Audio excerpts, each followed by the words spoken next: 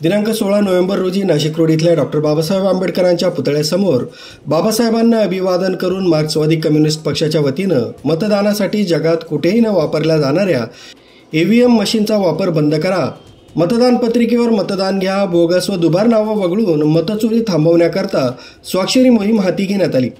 या मोहिमेच्या माध्यमातून हजारो नागरिकांच्या सह्या या घेण्यात आल्या।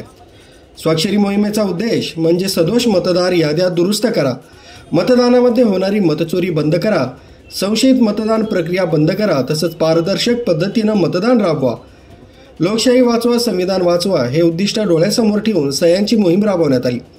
यावेळी मार्क्सवादी कम्युनिस्ट पक्षाचे कामगार नेते, जिल्हा सरचिटणीस हिरामन तिलोरे, कॉम्रेड राजेंद्र हेगडे, प्रल्हाद मिस्त्री, प्राध्यापक डॉक्टर मिलिंद वाघ, स्वरूप वाघ, अंकुश दिंदळे, विजय गांगुडे, शिवाजी फलके, पांडुरंग बिन्नर, सतीश शिंगाडे, काशीनाथ मसाळ, इब्राहिम शाह, राजेंद्र तेलोरे, दत्तात्रय फालके, संतोष धांडे, सखाराम साठे, रखमाजी नागरगोजे, एकनाथ साबळे, रामदास घारे, पंढरीनाथ वारुंगसे, सोमनाथ खैरनार, निलेश बोरसे, विनोद आहेर आदींसह नागरिकांनी मोठ्या संख्येने या स्वाक्षरी मोहिमेला आपला पाठिंबा दर्शवला।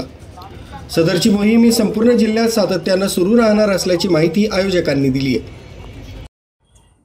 मार्क्सवादी कम्युनिस्ट पक्षाच्या वतीने जे महानगरपालिकामध्ये ज्या मतदार याद्यामध्ये जे दुबार मतदान आणि बोगस मतदान या हजारो पटीने हजारो संख्येने वाढवलेलं आहे, ह्यासाठी महाराष्ट्रभर या मार्क्सवादी कम्युनिस्टच्या वतीने ह्या दुबार नावे आणि बोगस मतदान हे याद्यामधून काढून टाकावे आणि ह्या ज्या मतदार याद्या आहे हा आता बोगस मतदान गेली 10 वर्षापासून या अशा पद्धतीने BJP सरकार इलेक्शन जिंकत आहे। म्हणजे बोगस मतदान, EVM मशीन अशा पद्धतीचा वापर करून, पैशाचा वापर करून अशा पद्धतीने मतदार जिंकले जात आहे। परंतु लोकशाहीला याच्यापासून मोठा धोका निर्माण झालेला आहे आणि लोकशाही खतम करण्याच्या मार्गावर आहे।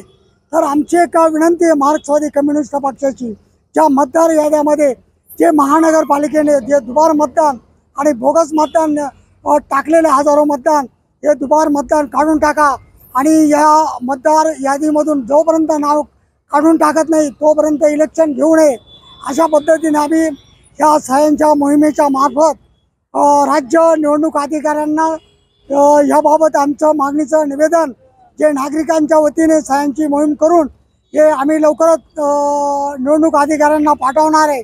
आमची अशी विनंती आहे का ज्या पद्धतीने जे हे आज चाललेले मतदान, तर अशा पद्धतीचे बोगस मतदान चाललेले आणि निवडणुका जे पैशाच्या बळावर जिंकत आहे, तर आमचं असं म्हणणं आहे का ही जे मतदान हे बॅलेट पेपरवर जे जुन्या पद्धतीने चालू होतं अशाच पद्धतीने घेण्यात यावं एवढी आमची एक मागणी आहे। एवढे बोलून मी तुम्हाला 2 शब्द सांगतो। महाराष्ट्रात सगळीकडे आता स्थानिक स्वराज्य संस्थांच्या निवडणुका आहेत, ZPच्या आहेत, पंचायत समितीच्या आहेत, मनपाच्या आहेत। नाशिक मनपाची निवडणूक पण आता जवळ येणार आहे। सत्ताधारी भाजप पक्षाने पूर्ण देशामध्ये निवडणूक यंत्रणा ही खिळखिळी केलेली आहे। निवडणूक आयोगावरचाही लोकांचा विश्वास हा डळमळीत झालेला आहे। हा लोकशाहीला सर्वात मोठा धोका आहे। निवडणुका जर व्यवस्थित झाल्या नाही तर कुठलीही सामान्य माणसाला न्याय मिळण्याची अपेक्षा तो ठेवू शकत नाही। नाशिक मनपामध्ये सुद्धा भाजप दादागिरी करणार आहे, भ्रष्ट मार्गाने निवडून यायचा प्रयत्न करणार आहे। त्याच्यासाठी मतदार याद्या ह्या चांगल्या करायला पाहिजेत, दुबार नावं जी आहेत ती काढायला पाहिजेत आणि EVMवर आमचा विश्वास नाही आहे। बॅलेट पेपरवरच निवडणुका व्हायला हव्यात।